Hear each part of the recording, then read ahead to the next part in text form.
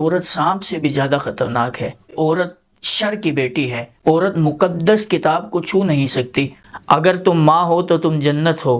عورت کو یہ حقوق کس نے دیا؟ خود الحمدللہ رب العالمین والصلاة والسلام علی سید الانبیاء والمرسلین۔ اسلام نے عورت کو بہت مرتبہ و مقام عطا فرمایا، اتنا مرتبہ و مقام عطا فرمایا کہ جتنا کسی اور مذہب میں عورت کو حقوق اور مرتبہ و مقام حاصل نہیں۔ دوسرے مذاہب میں عورتوں کو جو سمجھا جاتا ہے، آپ پہلے وہ سماعت فرمائیں۔ یونانی کہتے ہیں کہ عورت سانپ سے بھی زیادہ خطرناک ہے۔ سقراط کا کہنا ہے کہ عورت سے بڑا فتنہ اس دنیا میں کوئی نہیں۔ بوناویٹیوکر کا یہ قول ہے کہ عورت اس بچھو کی مانند ہے جس کی فطرت میں ہر وقت ڈسنا ہے۔ یوحنا کہتے ہیں کہ عورت شر کی بیٹی ہے اور امن و سلامتی کی دشمن ہے۔ رومن کیتھولک فرقے کی روز سے عورت مقدس کتاب کو چھو نہیں سکتی اور گرجا گھر میں داخل نہیں ہو سکتی۔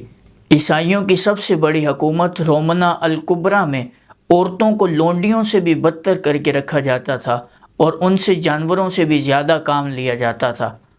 یورپ کی بہادر ترین خاتون جون آف آرک کو زندہ جلا دیا گیا تھا۔ دور جاہلیت میں عربوں میں عورت کو اشعار میں رسوا کیا جاتا تھا اور عورت کے پیدا ہوتے ہی یعنی بچی کے پیدا ہوتے ہی اسے زندہ دفن کر دیا جاتا تھا، لیکن محسن انسانیت رحمت للعالمین صلی اللہ علیہ وآلہ وسلم نے عورت کو وہ مقام و مرتبہ عطا کیا کہ اس کے بعد اس طرح کا مرتبہ کسی کو عطا نہیں کیا۔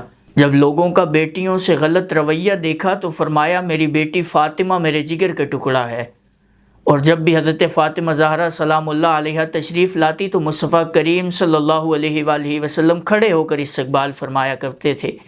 بہن کے متعلق فرمایا کہ جب رضائی بہن حضرت شیمہ حضور صلی اللہ علیہ وسلم کی بارگاہ میں تشریف لائی تو حضور صلی اللہ علیہ وسلم نے فرمایا کہ اے بہن تو نے کیوں زحمت کی آنے کی؟ آپ صرف پیغام بھیج دیتی، میں تمام قیدیوں کو رہا کر دیتا۔ بیوی کے متعلق فرمایا کہ اے ختیجۃ الکبریٰ، اگر آپ مجھ سے میری جلد بھی مانگتی تو میں آپ کو وہ بھی عطا کر دیتا۔ اسلام نے عورت کو جو مرتبہ و مقام عطا کیا ہے، شاید ہی کسی دوسرے مذہب میں عورت کو وہ حقوق حاصل ہوں۔ اگر تم ماں ہو تو تم جنت ہو، اگر تم بیٹی ہو تو تم رحمت ہو، اگر تم بیوی ہو تو محبت ہو، اور اگر تم بہن ہو تو عزت ہو۔ عورت کو یہ حقوق کس نے دیا؟ خدا تبارک و تعالی نے۔ عورت کو یہ حقوق کس نے دلوائے؟ محبوب خدا صلی اللہ علیہ وآلہ وسلم نے۔ اور کس کے ذریعے عورت کو یہ حقوق ملے؟ اسلام کے ذریعے۔ آج یہ ہمارے ملک میں کس طرح کا رواج آ گیا کہ عورت اپنے حقوق کے لیے باہر نکلتی ہے۔ میں کہتا ہوں کہ اسلام نے عورت کو جتنے حقوق دیے ہیں شاید ہی کسی دوسرے مذہب نے دیے ہوں۔ عورت کبھی مریم، کبھی حوا، کبھی زہرا، عورت نے تو ہر دور میں قوموں کو سوارا۔